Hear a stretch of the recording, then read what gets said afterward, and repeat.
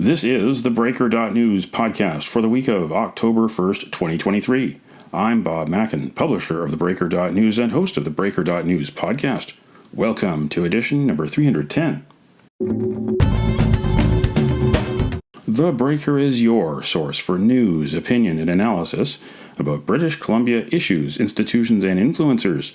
Later, I'll tell you how you can support The Breaker. On this edition, headlines from the Pacific Rim and the Pacific Northwest. I award a virtual Nanaimo bar to a difference maker. And on the Big Deal feature, will Canada's men's basketball team turn its bronze medal from the FIBA World Cup into a medal at next year's Paris Olympics? Which teams with Canadian stars to watch during the upcoming NBA season? And what about a Canadian Basketball Hall of Fame? I'll be talking hoops with BC Sports Hall of Famer Howard Kelsey, who will answer those questions and more. Is it just me, or did Canada really need another foreign affairs embarrassment? I present last week's tragedy in 3 acts. September 22nd in the House of Commons with special guest Ukrainian President Vladimir Zelensky. The voice of Speaker Anthony Rota. His name is Yaroslav Hunka. And I was going to say he's in the gallery, but I think you beat me to that. But I'm very proud to say that he is from North Bay and from my riding of Nipissing-Temiskaming.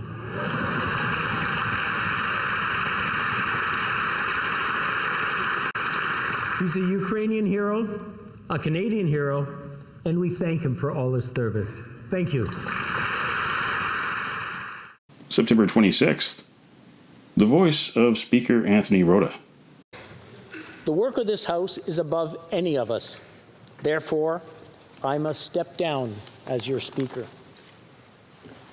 I reiterate my profound regret for my error in recognizing an individual in the House during the joint address to Parliament of President Zelensky. That public recognition has caused pain to individuals and communities, including the Jewish community in Canada and around the world, in addition to survivors of Nazi atrocities in Poland, among other nations. I accept full responsibility for my actions. And September 27th in question period, Prime Minister Justin Trudeau and Conservative leader Pierre Poilievre. On behalf of all of us in this House, I would like to present unreserved apologies for what took place on Friday and to President Zelensky and the Ukrainian delegation for the position they were put in. For all of us who were present to have unknowingly recognized this individual was a terrible mistake and a violation of the memory of those who suffered grievously at the hands of the Nazi regime.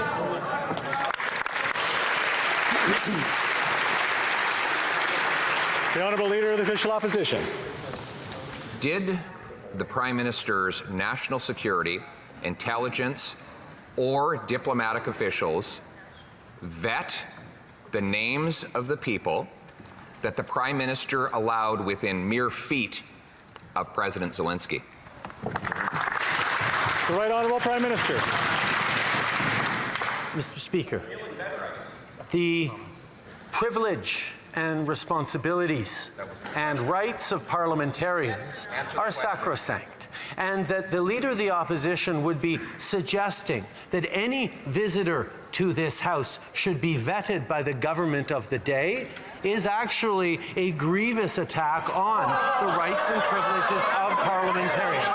However, if the Leader of the Opposition or the Speaker or anyone wants our intelligence agencies to vet any of their guests, we would be more than happy to do that in respect of parliamentary rights. Do you believe the Prime Minister? Should he have also resigned? And what's next for Canada? Another foreign affairs embarrassment? Stay tuned. What do you think? Email Bob at theBreaker.news. This is the Big Deal feature on the Breaker.news podcast.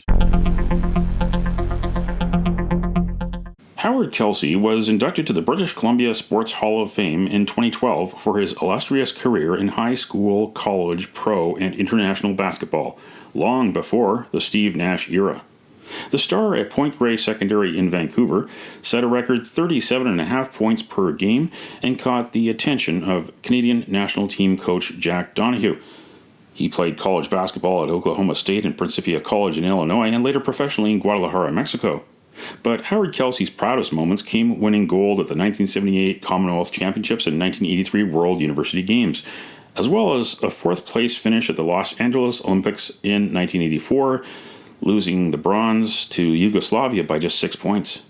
Kelsey is the promoter behind the annual Kits Fest every summer at Kitsilano Beach and part of a team behind the drive for a Canadian Basketball Hall of Fame. Howard Kelsey is my guest on this edition of the Breaker.news podcast to talk about Canada's recent bronze medal at the Men's FIBA World Cup, the upcoming NBA season with all the Canadian stars across the league, and next summer's 2024 Olympics in Paris, where Canada has a chance to do something it hasn't done for a long time. Now, Howard, Canada beat the U.S. for bronze in the FIBA World Cup after qualifying for Paris 2024. What are the chances of also being on the podium in Paris at the Olympics next summer? Chances are good. The main concern there is, our returning team. What changes, if any, will there be?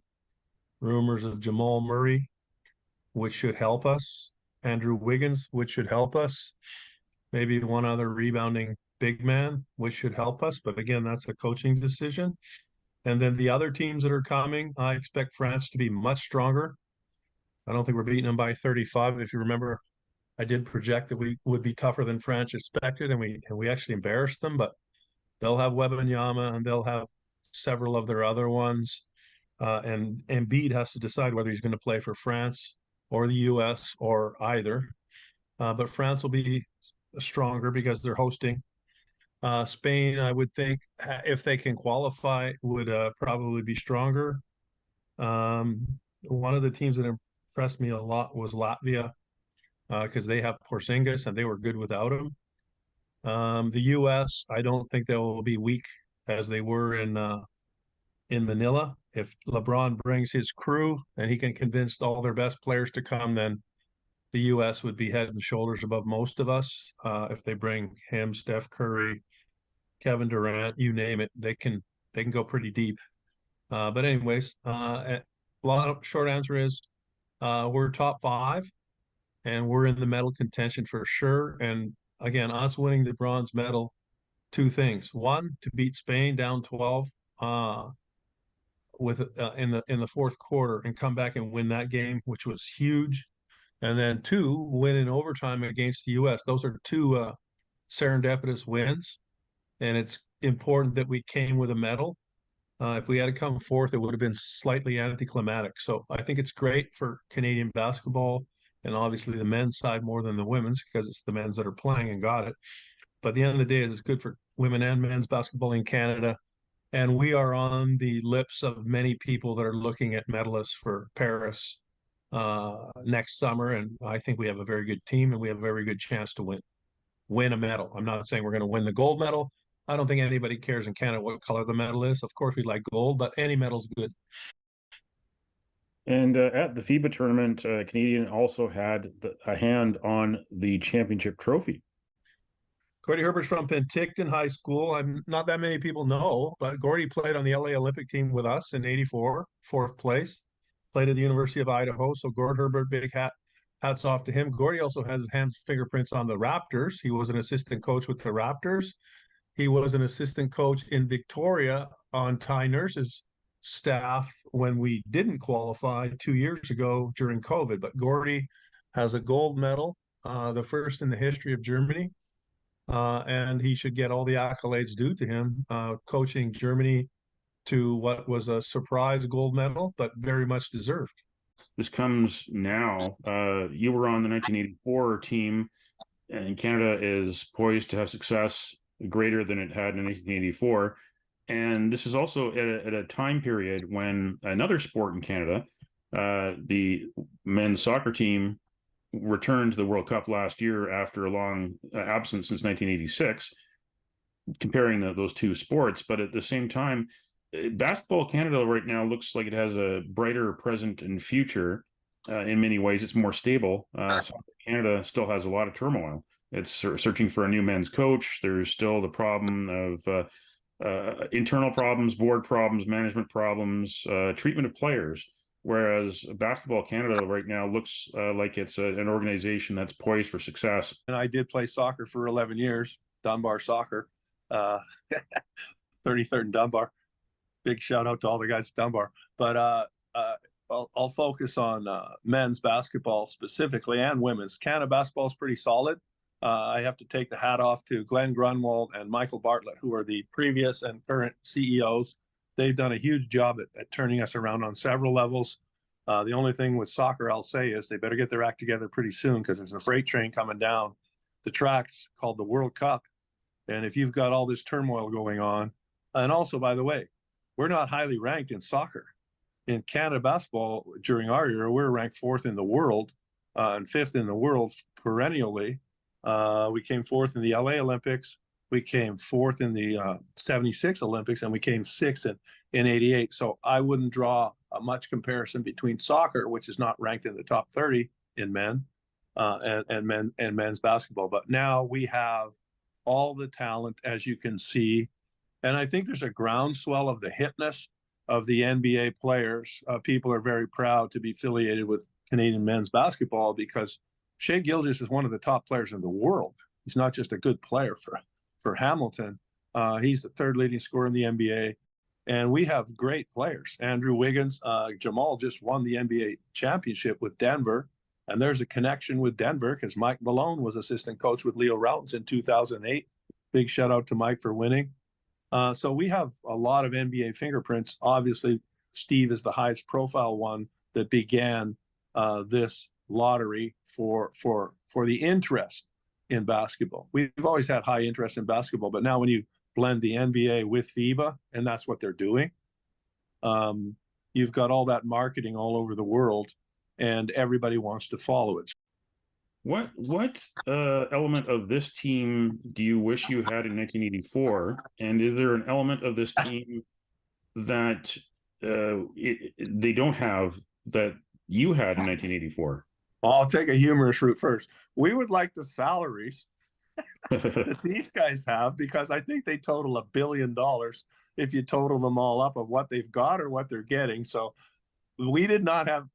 We had Billy Wennington, who has, by the way, 3 rings for the Bulls. He got pretty good salary out of it. Wilt got a pretty good salary, but most of our guys didn't exactly have the Shai Gilgeous money or the Jamal Murray money. So that's the element we would have.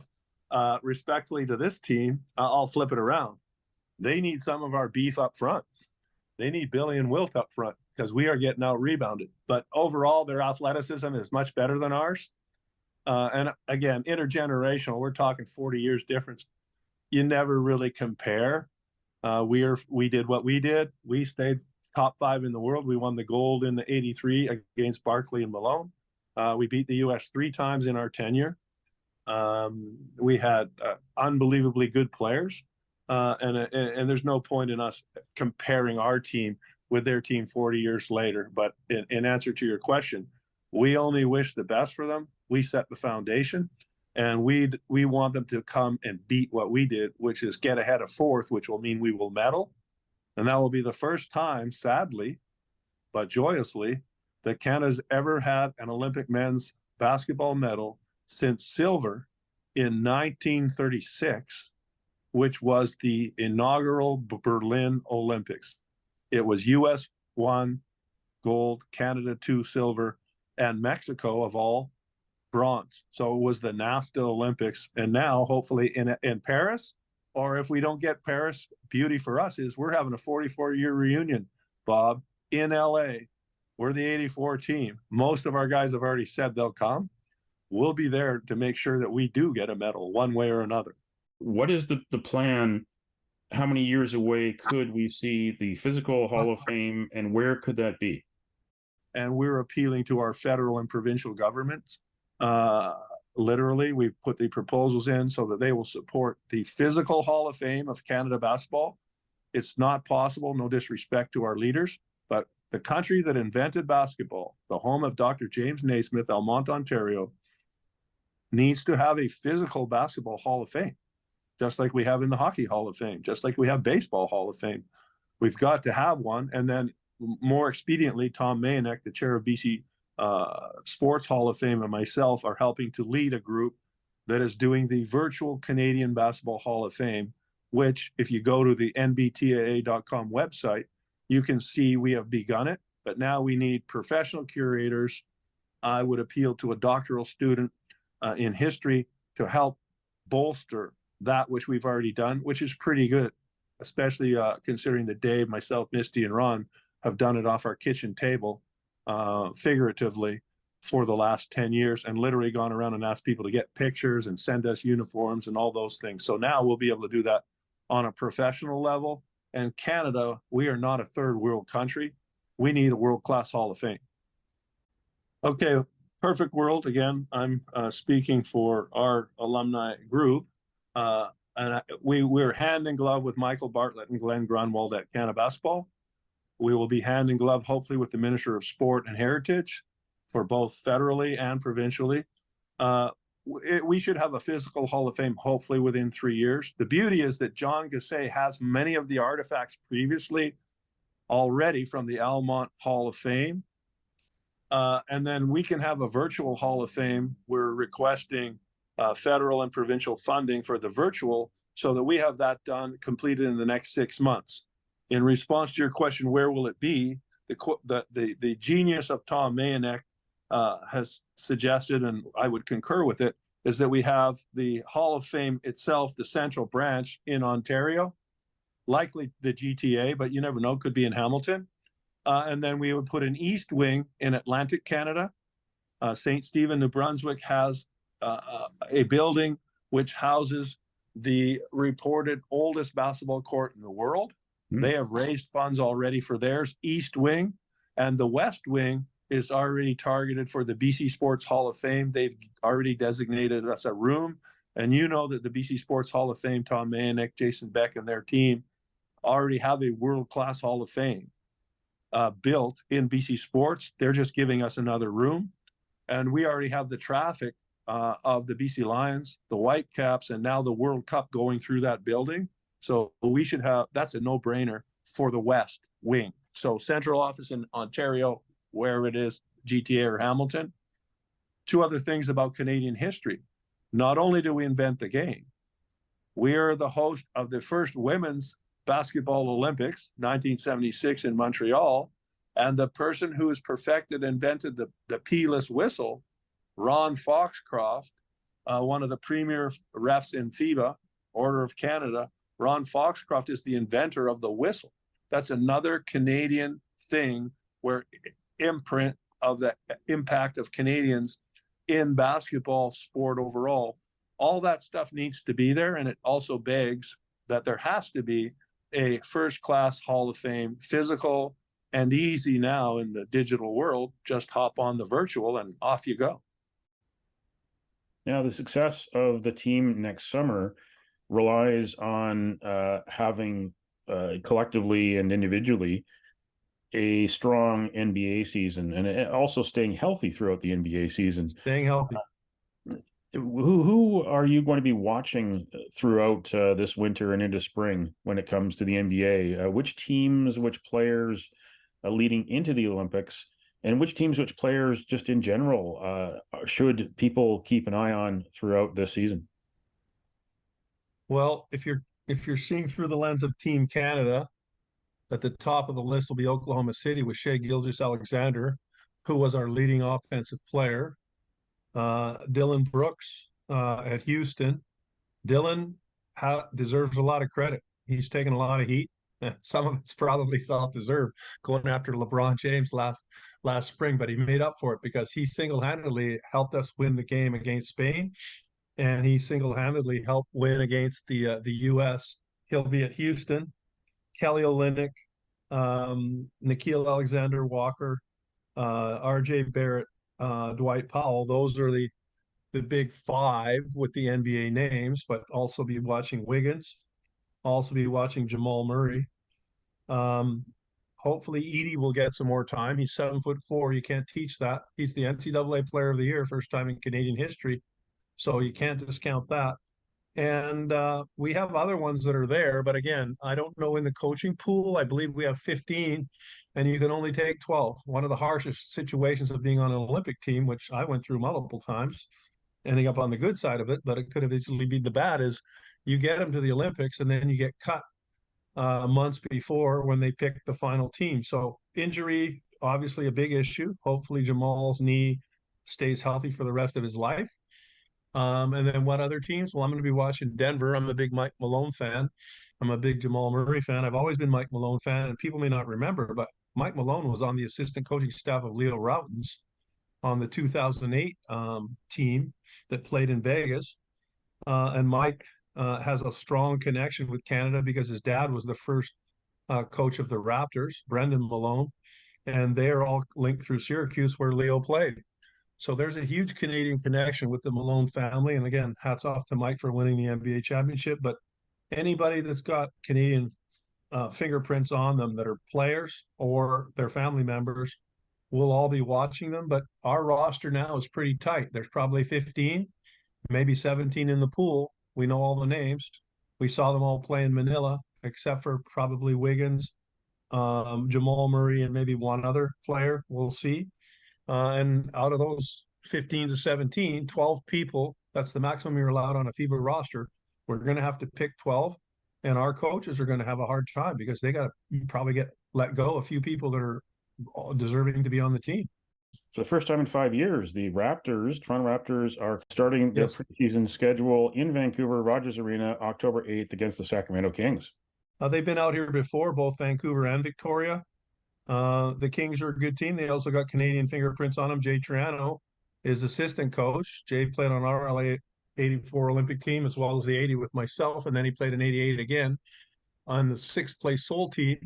And then Jordi Fernandez is an assistant coach with the Sacramento Kings, who's the head coach of Canada. So if you notice, there's a lot more Canadian impact in the NBA playing and coaching wise than there was 20 years ago. We have prominent impact on the court with the players and also with the coaching. So Sacramento Kings here October the 8th, Sunday, Raptors, Kings, but they also played in Victoria previously, and they also played, I think twice they've been in Vancouver for exhibition games prior to this one. That was my guest, Howard Kelsey. What do you think? Email bob@theBreaker.news.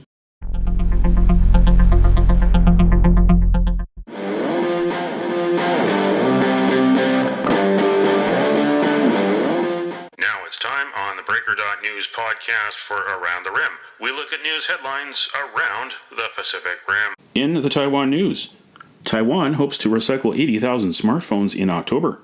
Heavy metals from phones will be reused to help cut carbon emissions. For the 5th annual edition of its Phone Recycling Month, the ministry will mobilize 13,500 shops where the public can hand in their old phones. The campaign also includes prizes, including 5 sets of the new iPhone 15. Businesses that fail to reach the recycling targets will be subject to fines beginning at the equivalent of $931, according to the ministry's specified objectives.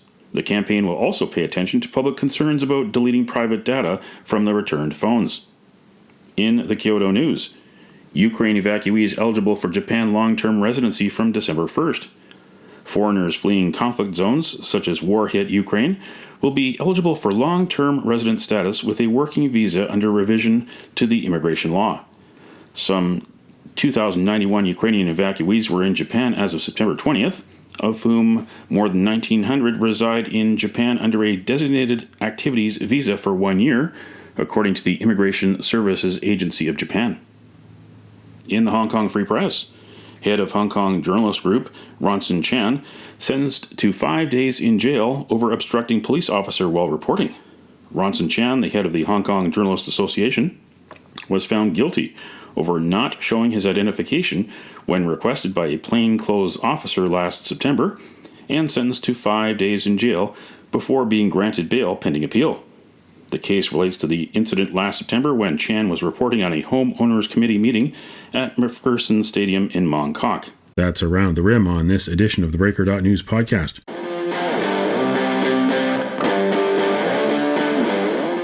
Now it's time on the Breaker.news podcast podcast for Cascadia Calling. We look at news headlines around the Pacific Northwest. In the Oregonian, Target to close 3 Portland stores citing theft. The closures, slated for October 21st, include locations in downtown, northeast Portland, and southeast Portland. The Minneapolis-based retailer also plans to close 2 stores in Seattle, 3 in the Bay Area, and 1 in New York City for similar reasons. Nike said earlier this month it would permanently close its community store in northeast Portland following a month of closure due to shoplifting. In April, REI announced that it would close its Pearl District store in early 2024, citing an increase in crime and theft as the main reasons. Walmart also closed its only 2 Portland stores earlier this year for underperformance. Portland Mayor Ted Wheeler said in a statement the closure was disappointing. In King 5, Edmonds couple save rabbits' engagement. Their love story was interrupted by dozens of sickly bunnies. Jenna and her boyfriend Robert found 33 underweight and dehydrated rabbits. Some of them were just 6 weeks old. They were living under a shed on top of one another in an overcrowded 2 by 8 foot wire pen. The owners told Jenna the rabbits were being bred for meat. Hearing that, Jenna dug into her pocket and pulled out $223. In the Times Colonist, police find no sign of Tsook Nation tree sitter after 27 days in Spruce. Construction crews accompanied by officers move in to take down trees as subdivision work gets underway. On August 31st, Katie George Jim scaled a Sitka spruce on the path of a planned sewer line after she and her mother were served an injunction for blockading McMillan Road and stopping work on a new subdivision. George Jim had vowed to remain in the tree until the band agreed to move construction work farther away from the forested area she considers sacred. That's Cascadia Calling on this edition of the Breaker.news podcast. Don't matter what color you are, 'cause love will conquer hate, so you won't stand alone, you won't stand alone.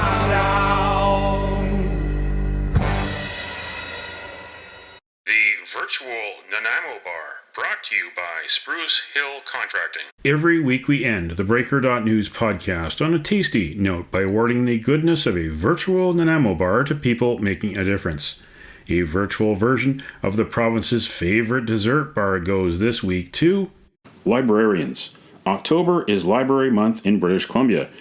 Enjoy the People's University in your community and say hi to your local librarian. You can nominate someone for a virtual Nanaimo Bar. Send me an email to bob@theBreaker.news. Spruce Hill Contracting, custom homes and renovations. Find more information at sprucehill.ca. These rich men north of Richmond, Lord knows they all just wanna have total control. Wanna know what you think, wanna know what you do, and they don't think you know, but I know that you do, 'cause your dollar ain't shit, and it's taxed to no end, 'cause the rich men north of Richmond.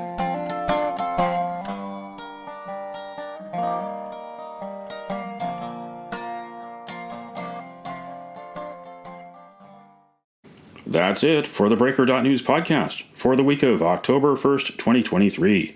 I'm Bob Mackin. Thanks for joining me. Did you know that on the 1st of October in 1903, 120 years ago, the Pittsburgh Pirates beat the Boston Americans 7-3 in the first World Series game? Now you know. Send me your feedback, send me your story ideas to bob@theBreaker.news. Bookmark theBreaker.news.